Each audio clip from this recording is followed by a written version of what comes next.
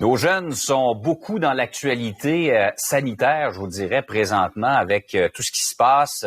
Et le dernier événement en date, c'est évidemment l'annonce du gouvernement hier que les balles de finissant pourraient se tenir, mais à partir du 8 juillet, dans un contexte presque normal, sans les masques. On parlait de cette question des jeunes avec la docteure Sarah Wiseman de Louia, pédiatre infectiologue, directrice de la médicale chez Elna Pédiatrie. Bonjour.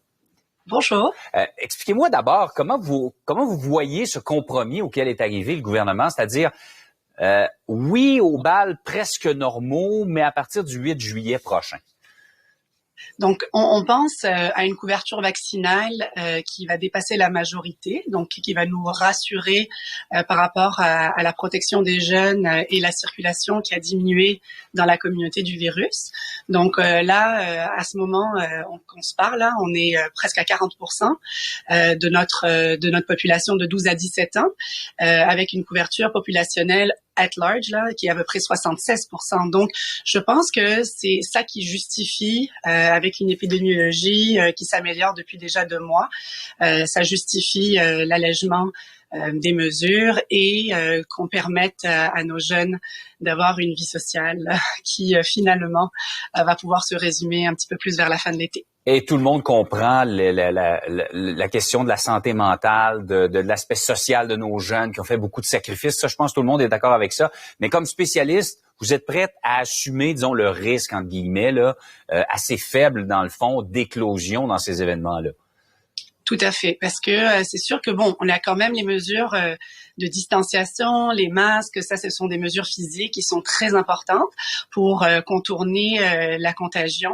Mais étant donné que la circulation du virus a beaucoup diminué, ça diminue aussi beaucoup le risque de transmission. Donc je pense que ça mis ensemble avec un taux de vaccination croissant fait que ça fait du sens au niveau scientifique.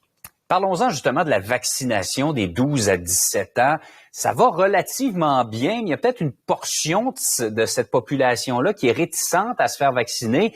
Évidemment, ces jeunes-là sont très sensibles à tout ce qui circule sur les médias sociaux et on sait, il en circule de l'information et même de la désinformation sur la vaccination. Jusqu'à quel point vous pensez que ça les rejoint ou que ça les arrête?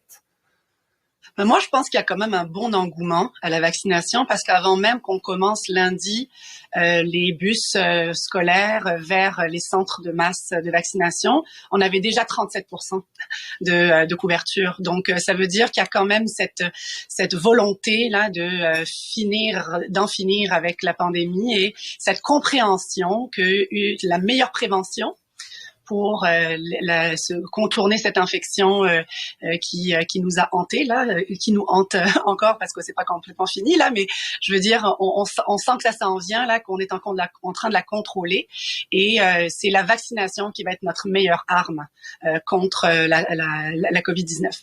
Donc les jeunes comprennent ça. Oui, c'est ça. C'est le commentaire qu'on entend le plus quand on questionne les jeunes. À peu près chaque fois, ils nous répondent: je veux me faire vacciner au plus vite, qu'on en finisse et qu'on puisse revoir nos amis. C'est ça vraiment qui est le vecteur qui les motive, là. Tout à fait, parce que la vaccination, ça va nous protéger au court terme, au long terme, parce qu'il y a aussi des manifestations de l'infection au long terme qui vont être découvertes au fur et à mesure. Donc, c'est aussi non seulement une protection individuelle, mais aussi populationnelle. Mais ça, ils y pensent pas tellement. Là, ils pensent vraiment qu'ils veulent juste avoir une vie normale. Et on peut le dire, les jeunes sont particulièrement bien protégés par les vaccins, hein. Je pense que le taux de protection est encore plus élevé que chez les adultes. La réponse est très robuste. Elle est à 100% après 2 doses. Et en fait, elle est presque à 98% là après une dose. À 11 jours des post-première dose, c'est là qu'on a eu quelques cas. Mais c'est pour ça que le gouvernement a décidé pour le 8 juillet pour se donner les 2 semaines. Parce que les études avaient montré là que l'infection arrivait à jour 11.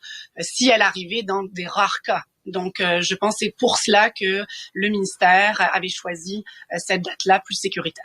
Docteur Sarah Wiseman de Louia, merci beaucoup d'avoir été avec nous ce matin. Avec grand plaisir. Au revoir. Bonne journée. On poursuit sur le même sujet dans les prochains